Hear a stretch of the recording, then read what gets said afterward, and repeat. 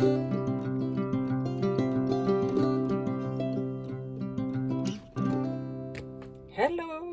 bienvenue ici, revue livre, non, celui-ci. Celui-là, c'est un livre qui en cache un autre. Alors si je vous dis Harry, ben voilà, vous avez tout compris, hein. Donc ce n'est pas écrit Romantic Country, non, mais ça correspond au Romantic Country numéro 1, volume 1. Il a été édité, alors pas aux éditions Konichiwa, hein, c'est mignon hein, ce petit chat, mais en fait derrière ça c'est First Edition. Donc c'est le Romantic Country dessiné et écrit par Eri en 2015, qui a été édité l'année dernière en 2024. Je l'ai acheté, voilà. J'ai cru que c'était un, un ajout en fait. Comme c'est marque-page qu'on peut enlever, mais en fait pas du tout. Là c'est du craft. Et là c'est colorisé. C'est d'un plus bel effet, hein. Très joli. Et pourquoi je vous ai mis à côté le secret, c'est juste pour vous montrer, voilà, c'est la même taille. Donc autant vous dire que là-dedans il y a du boulot, là-dedans aussi. Voilà. Alors, hop, il est en français.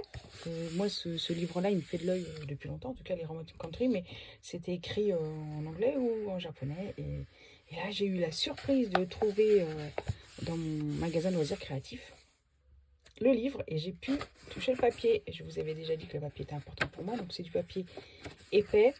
Il est un peu comme celui de Marabout. Voilà. Ça, c'est First Edition. Il est un peu plus crème. On va essayer de montrer. Je ne sais pas si vous le verrez à la caméra. Celui-là est blanc et celui-là est crème.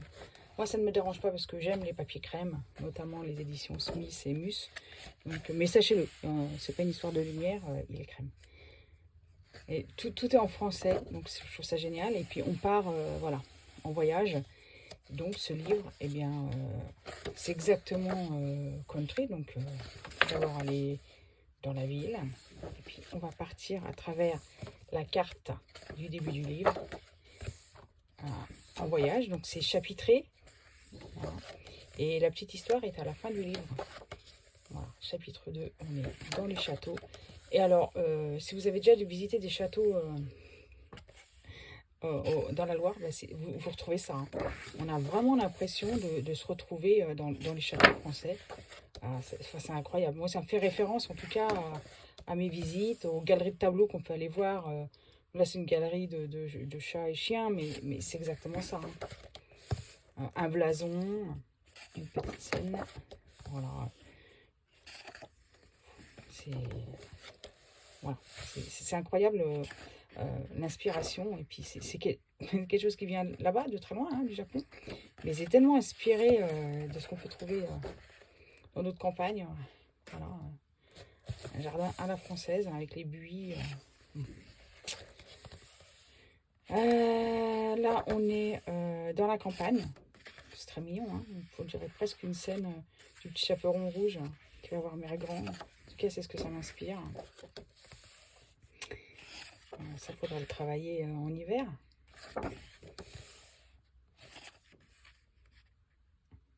Ouais, c'est joli. Quelques planches comme ça, comme des planches botaniques. Je vais beaucoup m'amuser. Il y a plein de choses différentes. Voilà, des encadrés, des pleines pages, des doubles pages, des animaux, que de la nature. Ça va être fait à l'aquarelle, hein. Hors de la question de faire ce crayon. Des personnages. Ah, l'instrument que j'ai appris ce petit. Voilà, la campagne. Ville aux habitants les plus sympathiques les uns que les autres. Donc là, on se retrouve dans un village. Un fleuriste, épicerie. Oh, il y a tout, hein. Ah bah voilà, pour Pâques, hein, si je veux. Halloween. C'est un bouquin que je vais pouvoir, un peu comme le maillot, colorier tout au long de l'année. Voilà, ça c'est un bon exercice, hein, je sais pas faire colorier la nourriture, je sais pas, bon, à Noël. une page de cirque. Bon, celle-là, elle est un peu incongrue là-dedans. Elle vient comme ça. Bon. Les moulins sont le symbole de ce village. Donc, voilà, le village.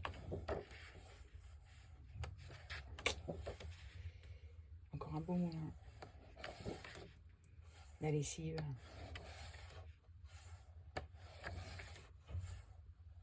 Et on finit par les châteaux. Fin. Et là, à chaque petite vignette correspond l'histoire. Ça donne des idées en fait.